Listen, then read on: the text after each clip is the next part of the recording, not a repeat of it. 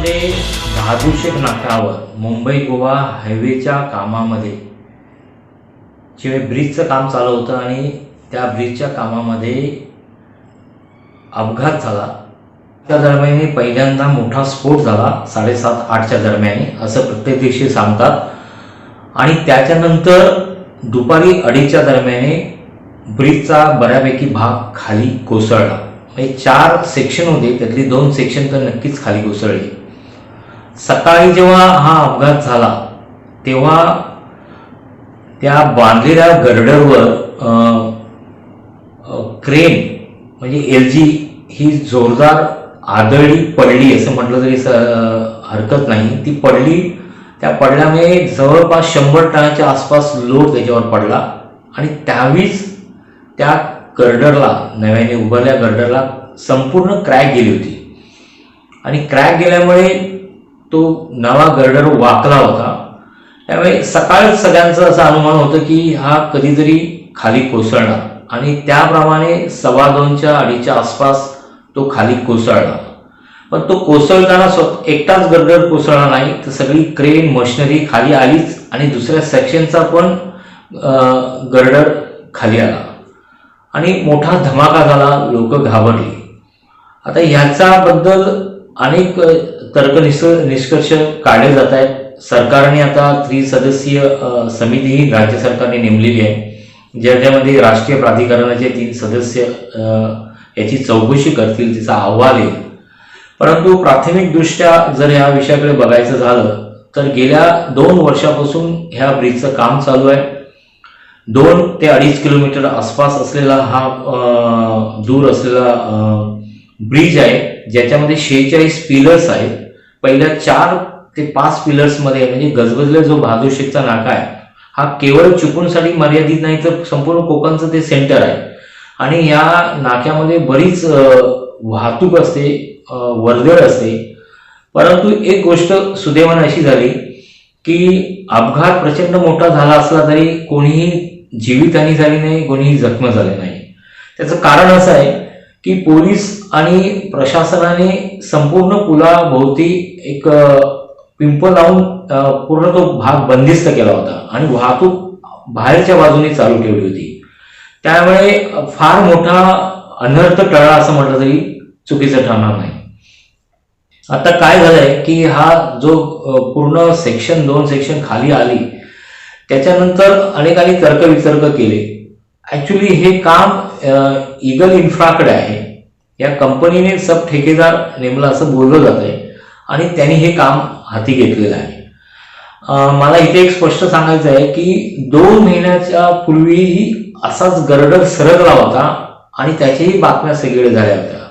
तो सरकला त्याच वेळी ते संपूर्ण सेटिंगही हल्लं होतं, त्याच्यानंतर ते पुन्हा बसवण्यात आलं।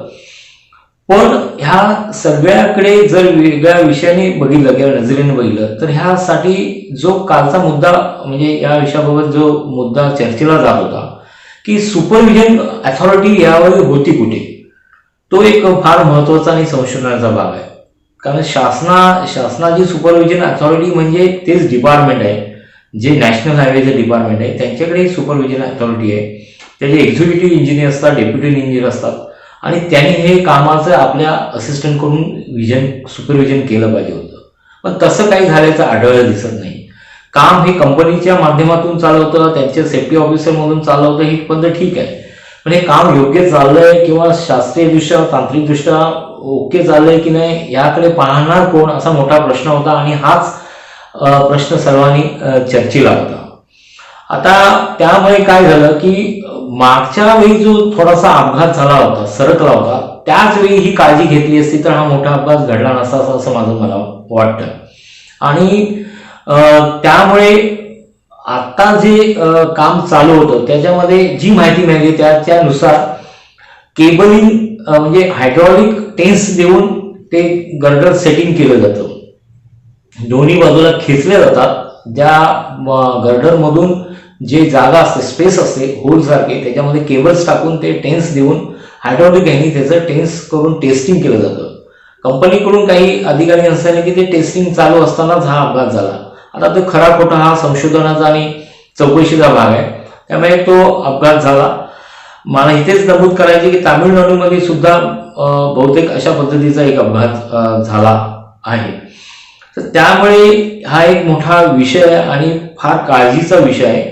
कारण गेली 2 ते 3 वर्ष चिपळूण शहरातला हा काम चालू आहे, जे आटपत नाहीये.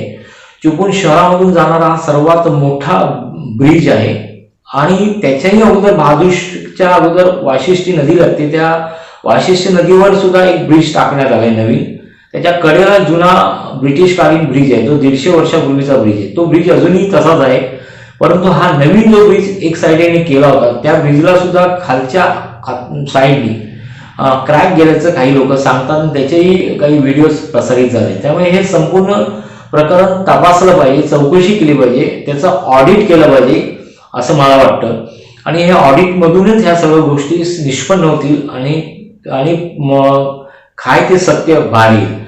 परंतु हे काम आता महत्वाचं काम आहे ती क्रेन काढणं आणि ती क्रेन हटवणं.